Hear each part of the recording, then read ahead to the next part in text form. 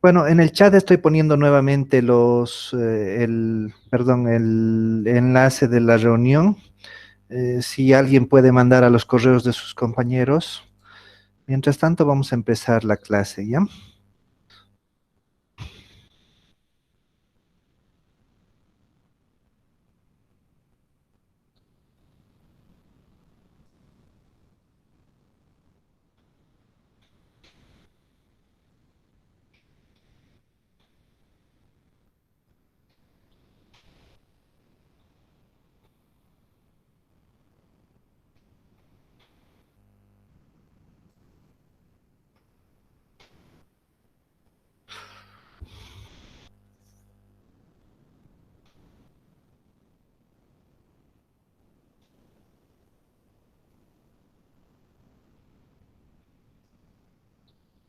Bueno, ¿están viendo la pantalla de inicio?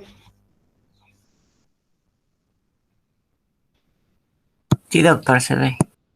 Sí, doctor. Bueno, empezaremos entonces, ¿ya? Apaguen sus micrófonos. Si tienen alguna pregunta, pueden ponerla al chat, o si no, anótenla y al final vamos a responder las preguntas.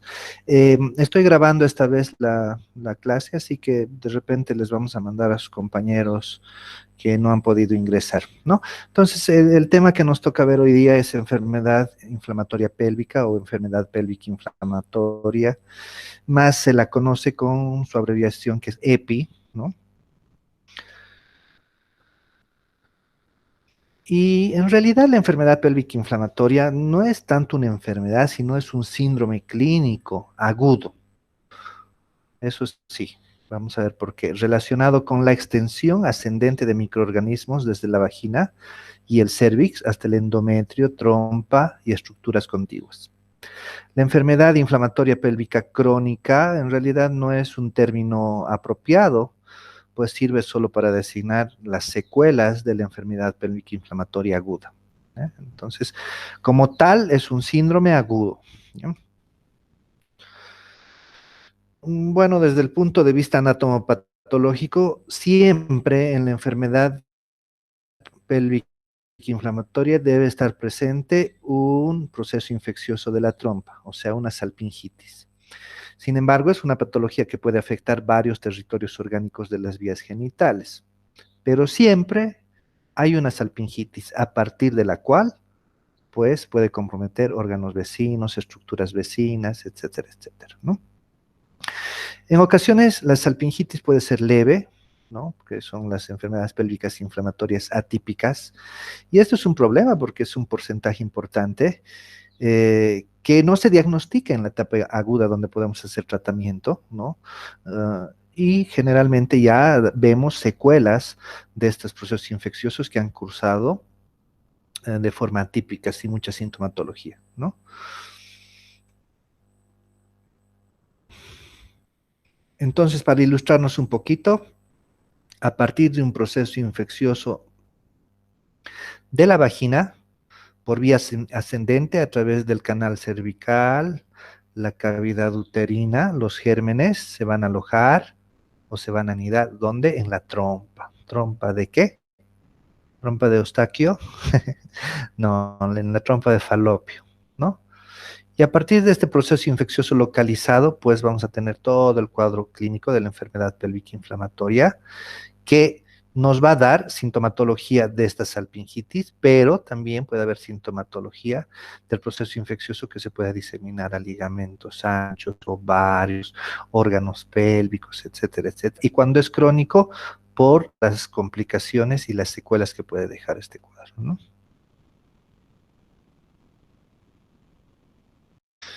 Bueno, la promiscuidad sexual ha provocado un aumento considerable de la enfermedad pélvica inflamatoria, con el resultado consiguiente a largo plazo, lamentablemente, de esterilidad. Entonces, estas pacientes que no han hecho un tratamiento, que no se ha hecho un diagnóstico adecuado en la fase aguda, la consecuencia más allá de todos los procesos infecciosos en los diferentes órganos y adherencias, bridas, etcétera, etcétera, una de las consecuencias más importantes es que estas pacientes van a quedar con esterilidad, ¿no? Bueno, la frecuencia es variable según la literatura, 15 a 25%. ¿Están viendo esta diapositiva? Sí, doctor. Donde dice frecuencia. No, Creo eso que no se han se quedado con No, las está en imágenes las nomás, ¿no? Sí, está solo en la Qué imagen. raro. En esta. Pues debería ya estar en esta que dice frecuencia. Y no sé por qué no pasa. Bueno, aquí, ahora sí, ¿no? Sí, doctor. Sí, doctor. Bueno, les decía que la frecuencia es variable y ha provocado un incremento de los embarazos ectópicos. Recuerdan el otro día cuando hablábamos de embarazos ectópicos, una de las causas son procesos infecciosos de la trompa, ¿no?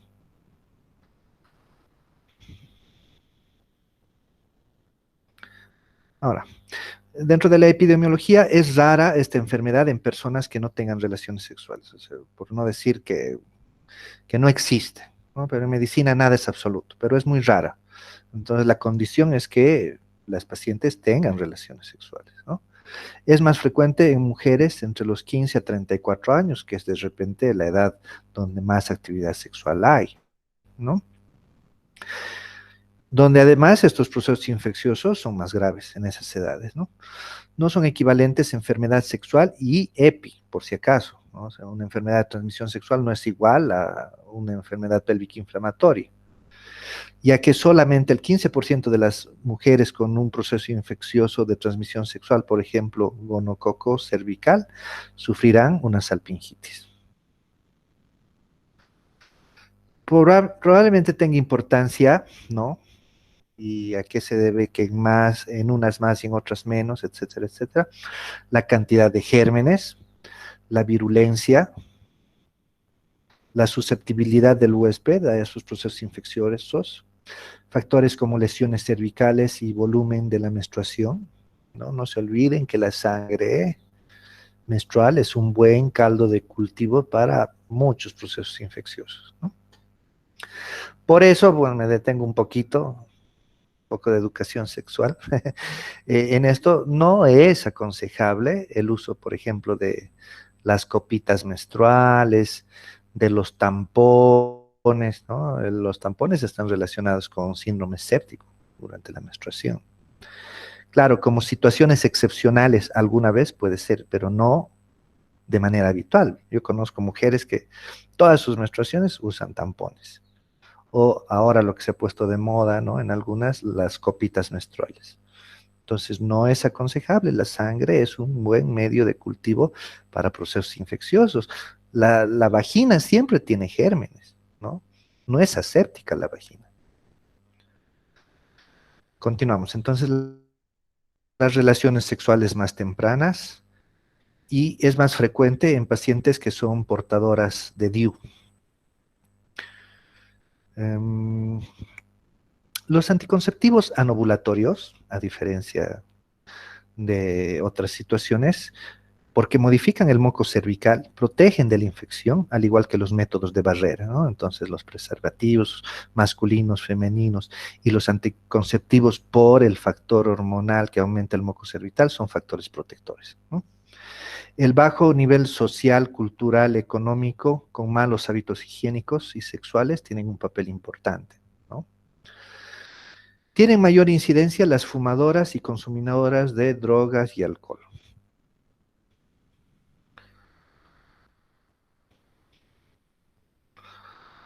No sé por qué está tardando tanto en pasar las diapositivas a ustedes, pero bueno.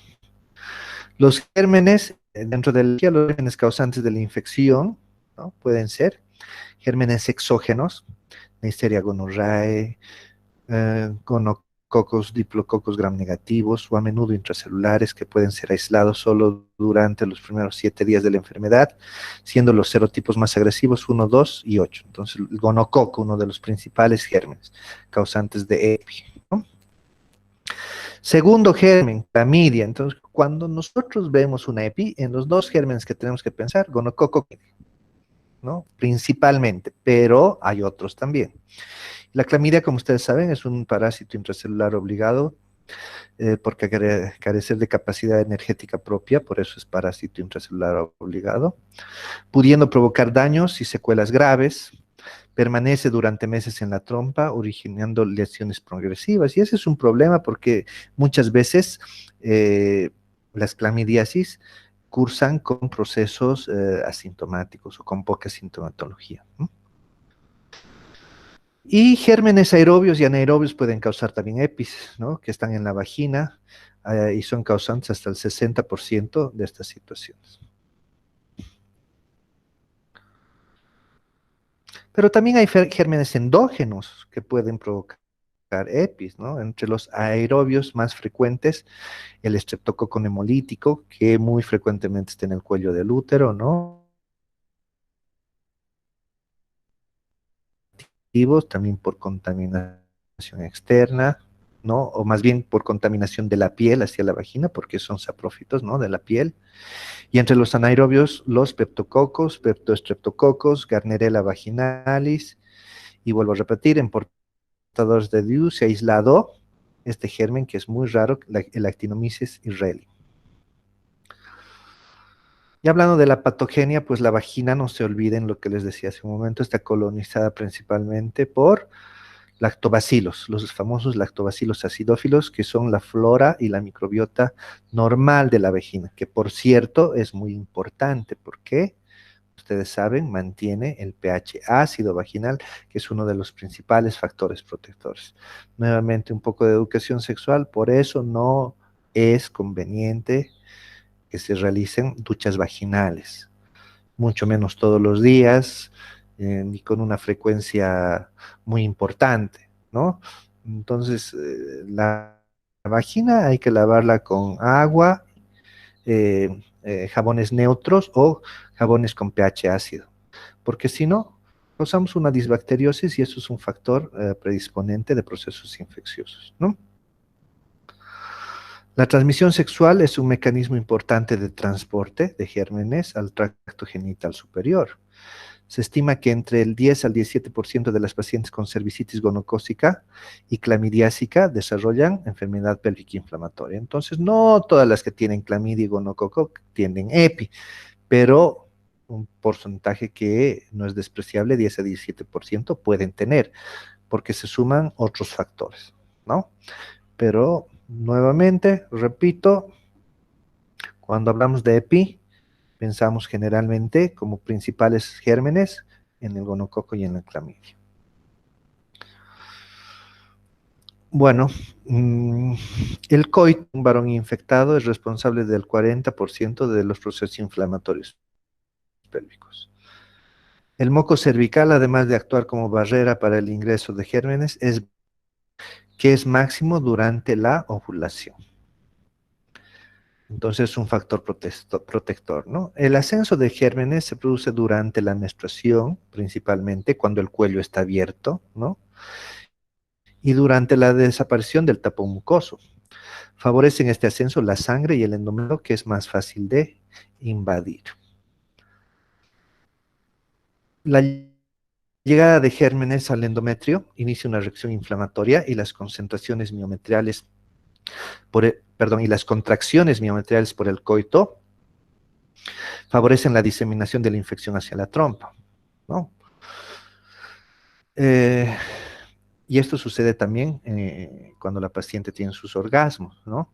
Hay unas contracciones que hacen y favorecen el ascenso de los espermatozoides, pero cuando hay un proceso infeccioso localizado vaginal, entonces también van a ascender gérmenes, ¿no?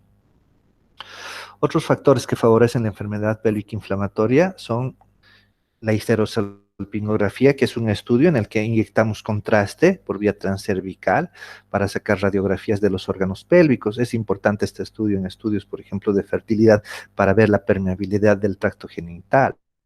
Microscopías, que es la introducción de una cámara al interior del útero, ¿no? Las biopsias de endometrio, el legrado uterino, la colocación de DIU. Al colocar el DIU siempre tenemos que tener las normas de bioseguridad y asepsia requeridas, ¿no? Y vuelvo a repetir, los lavados vaginales.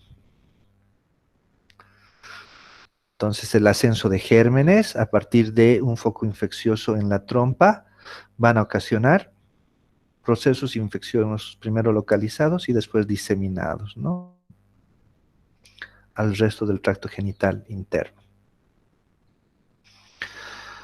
Cuando vemos la anatomía patológica, creo que no está pasando la diapositiva, ahora sí, ¿no? Cuando vemos la anatomía patológica, la salpingitis es la lesión fundamental. Entonces, no hay enfermedad pélvica si no hay de inicio un proceso infeccioso de la trompa, no se olviden, ¿no?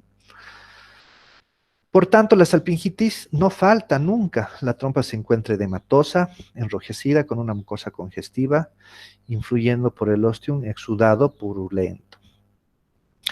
En las formas que son moderadas, la movilidad de las trompas está limitada, las fibras se aglutinan, la trompa tiene tendencia a adherirse a estructuras vecinas, y en las formas graves existe inflamación de toda la cavidad pélvica, además de formación de abscesos tubováricos, llegando a una peritonitis generalizada.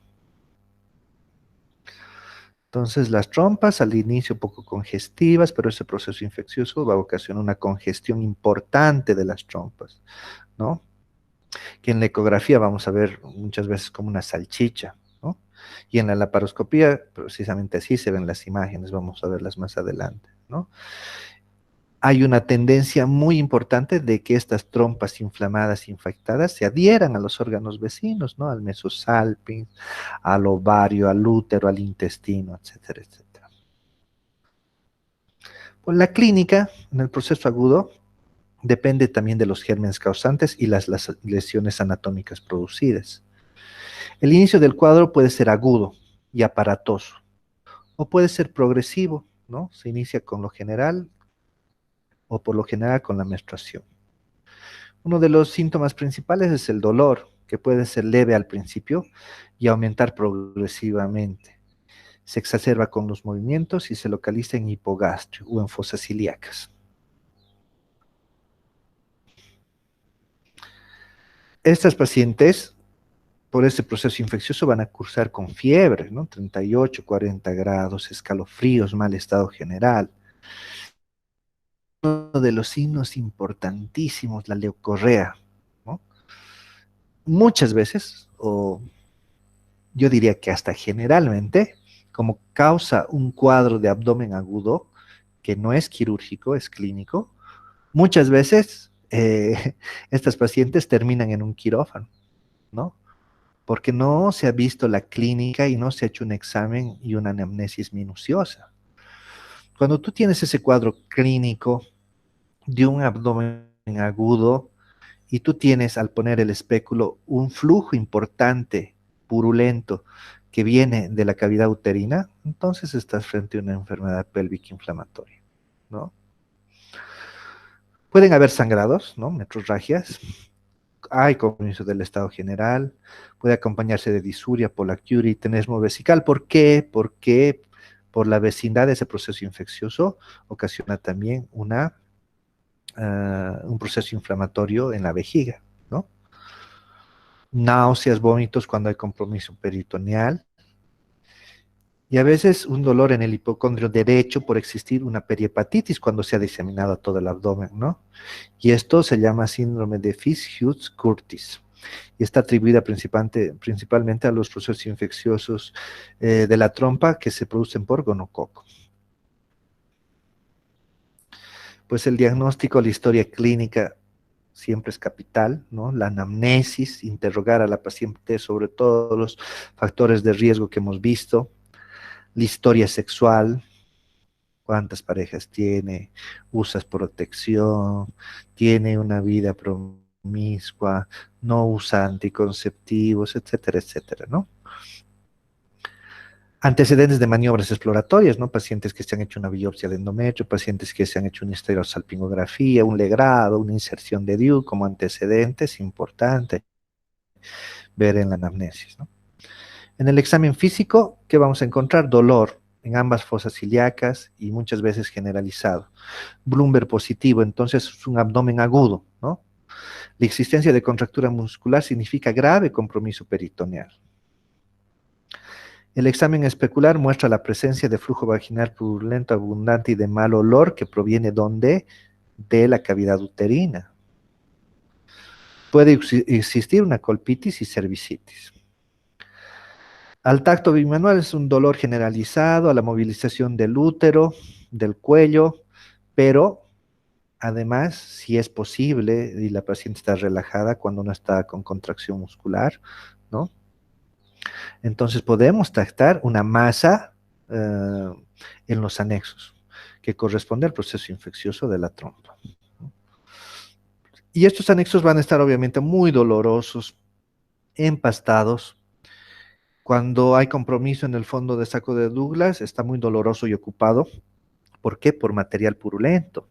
Y también es una forma de diagnóstico, lo que habíamos hablado en el embarazo ectópico, hacer una culdocentesis, ¿no? Ya les he explicado, punción del fondo de saco vaginal para obtener una muestra de la cavidad abdominal. ¿Qué vamos a obtener en este caso? No vamos a obtener sangre como en el embarazo ectópico, vamos a obtener pus, ¿no? Tú obtienes pus y ya tienes el diagnóstico. Pues el laboratorio, todo lo que corresponde a un proceso infeccioso, ¿no? La velocidad de eritrosedimentación va a estar aumentada, va a haber una leucocitosis con neutrofilia, un aumento de la proteína C reactiva por el proceso inflamatorio. A la tinción de Gram, vamos a ver los gérmenes que pueden estar causando ese flujo purulento que se toma del endocervix, no de la vagina, ¿no? Por tanto, se debe hacer con un espéculo. En los frotis cervicales por una inmunofluorescencia podemos ver clamidia, ¿no? Y lo que les decía, una punción del fondo de saco de Douglas, haciendo una culdocentesis, vamos a obtener pus, ¿no? Un líquido purulento. Bueno, yo siempre pongo hincapié en la laparoscopía, a mí me gusta mucho la laparoscopía. Es ideal para el diagnóstico en los procesos que no son, ¿qué les digo? Muy evidentes, ¿no?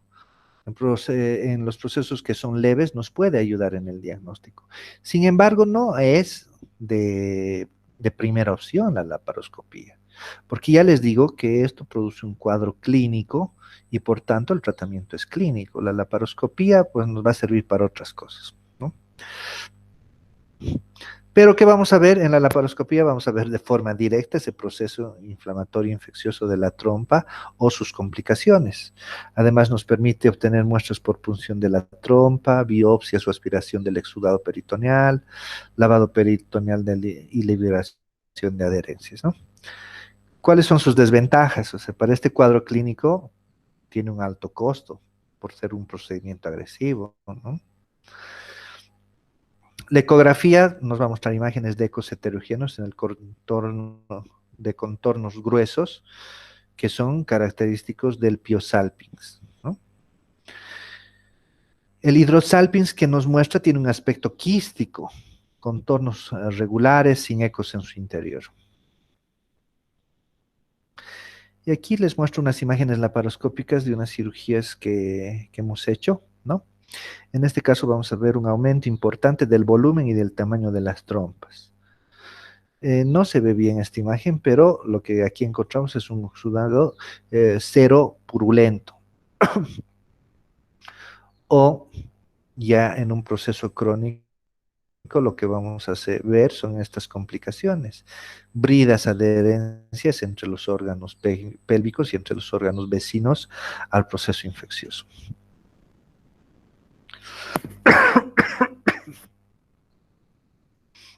Bueno, hay criterios de diagnóstico mínimos. El dolor es capital, ¿no? Un dolor abdominal espontáneo.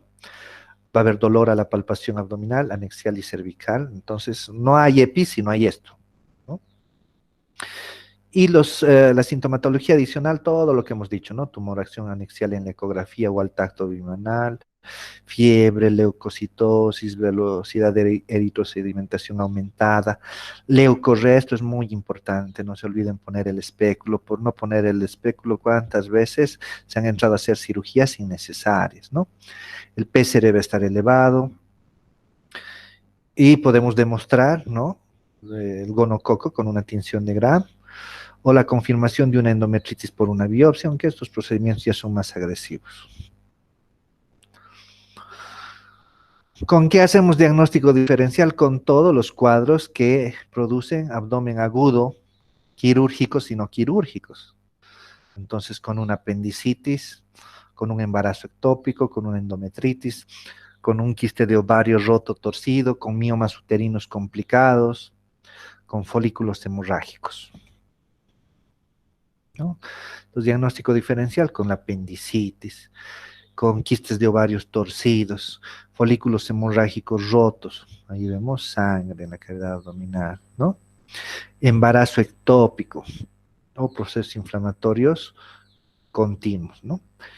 ¿Cuál es la diferencia? Pues que todos estos cuadros pueden ser quirúrgicos.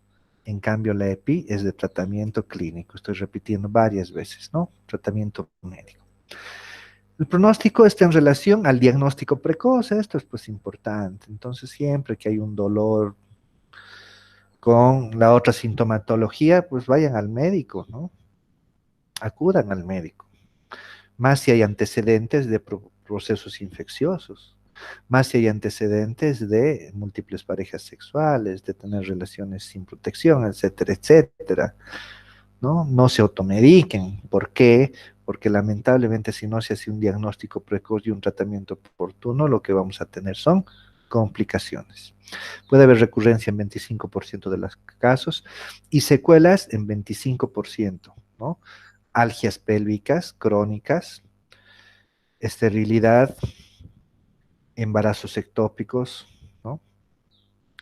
Y no está exento de mortalidad, aunque ocurre en raras ocasiones, ¿no? Sobre todo en casos abandonados que realmente se han descuidado demasiado.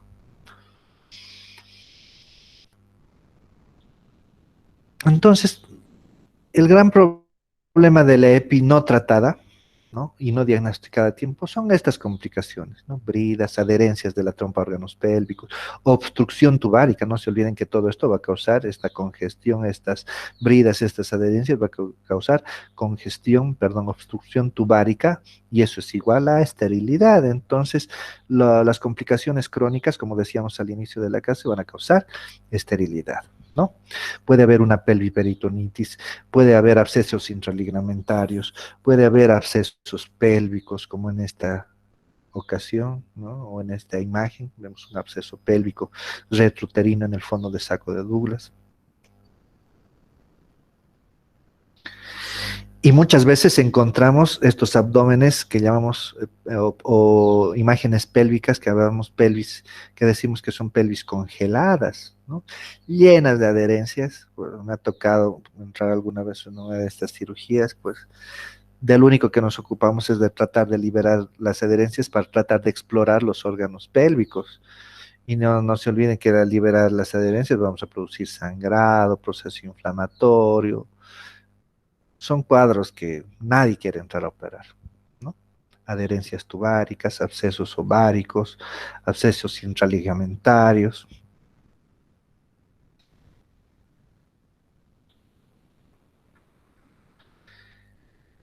Y el tratamiento, como les decía toda la clase, es médico y es ambulatorio generalmente, aunque en algunos casos hay que hospitalizar a la paciente, ¿no? Sobre todo en los cuadros que son más agudos y que producen mayor sintomatología.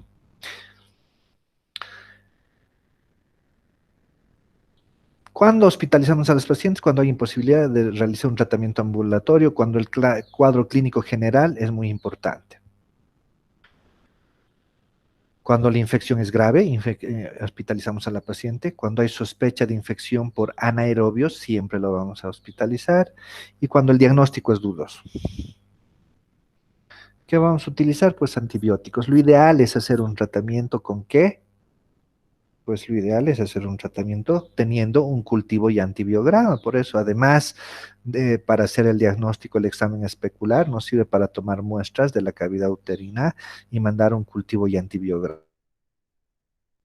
Pero no vamos a esperar 48 o 70 iniciar el tratamiento, porque eso es lo que dura el cultivo. Tenemos que iniciar pensando en los gérmenes más frecuentes, ¿no? Podemos utilizar, si es ambulatorio, cefotaxima, 2 gramos intramuscular, ceftriaxona, 500 miligramos intramuscular, doxiciclina,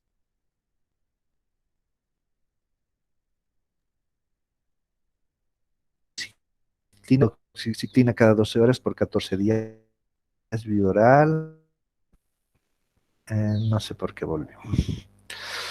Cuando las pacientes están hospitalizadas, vamos a utilizar cefotaxima por vía endovenosa, 1 gramo cada 8 horas, más doxiciclina, 100 miligramos cada 12 horas, 14 días, ¿no?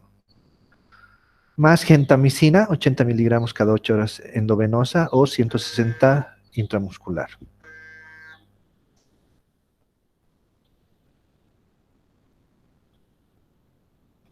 Perdón, un segundito.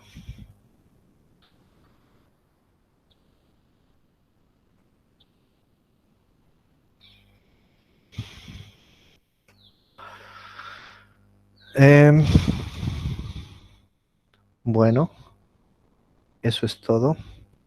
Ahora vamos a ver un video y vamos a responder sus preguntas.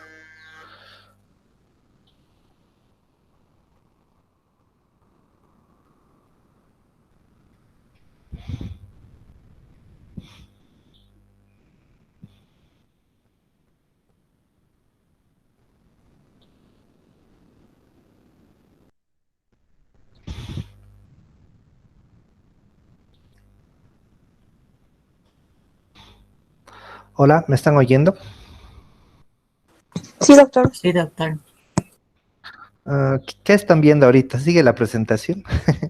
Es que se me ha pasado. Se me han perdido mi monitor. Ya no sale la presentación, doctor. Ah, ya.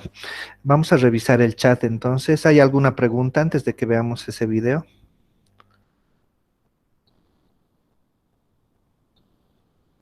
¿En qué caso No. sería el tratamiento quirúrgico de la enfermedad pélvica inflamatoria? El tratamiento quirúrgico de la enfermedad pélvica inflamatoria, primero va a ser cuando haya complicaciones, ¿no? Para la liberación de bridas, adherencias, para la resolución de los problemas crónicos que pudieran haber quedado de este proceso infeccioso, muchas veces para hacer salpingectomías, ¿no? De trompas que ya no tienen una funcionalidad y que están causando un dolor crónico, por ejemplo, ¿no? O en los casos agudos cuando hay abscesos. Si hay un absceso pélvico, sí o sí tenemos que entrar a drenar ese absceso. Ustedes saben, absceso drenado, absceso curado. Pero, vuelvo a repetir, la primera opción del tratamiento en los casos agudos es el tratamiento médico. Para las complicaciones, el tratamiento quirúrgico. ¿Alguna otra pregunta? Está bien, doctor, gracias. Y doctor, ¿cuál sería el tratamiento en caso de que tenga la complicación de abdomen congelado? Bueno, hay que hacer una laparotomía, ni siquiera se puede hacer por laparoscopia.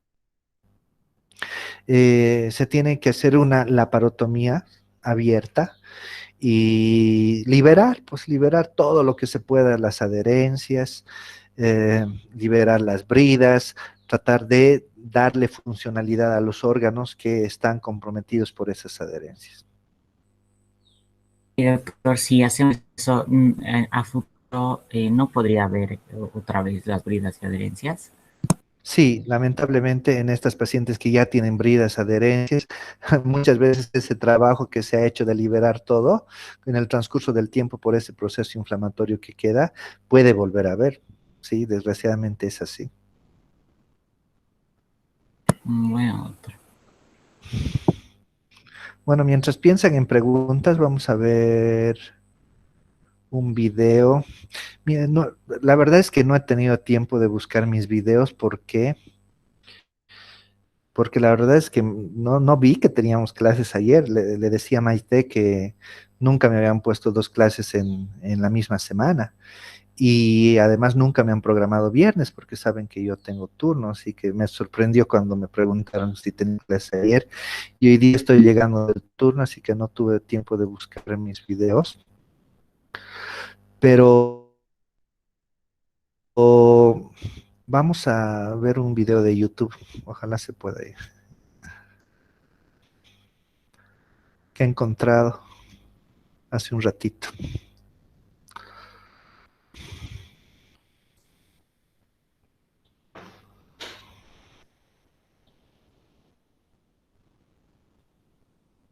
Ahorita vamos a compartir y me van a decir si se ve, ¿ya?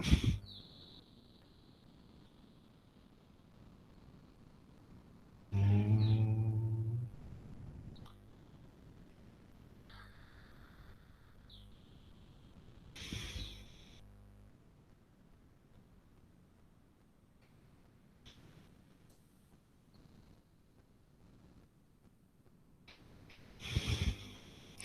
Mientras tanto, ¿tienen alguna otra pregunta? Podemos estar respondiendo. Bueno, recordarles nuevamente, por favor, no usen tampones ni usen copitas menstruales de manera regular, ¿no?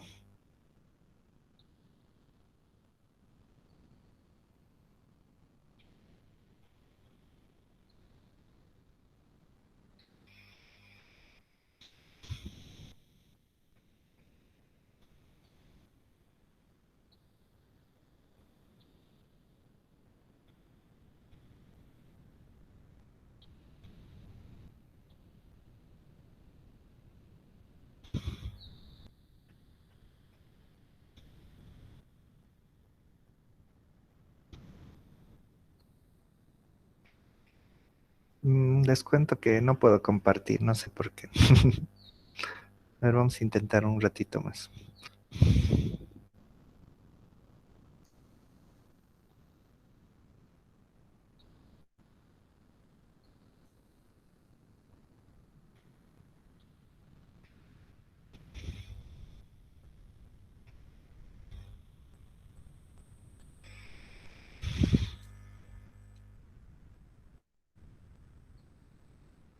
Bueno, les voy a pasar el enlace entonces de ese video para que vean, ¿ya? Donde se hace una salpingectomía justamente por complicaciones de una enfermedad pélvica inflamatoria eh, no tratada a tiempo. ¿Tienen alguna pregunta más para que acabemos la clase?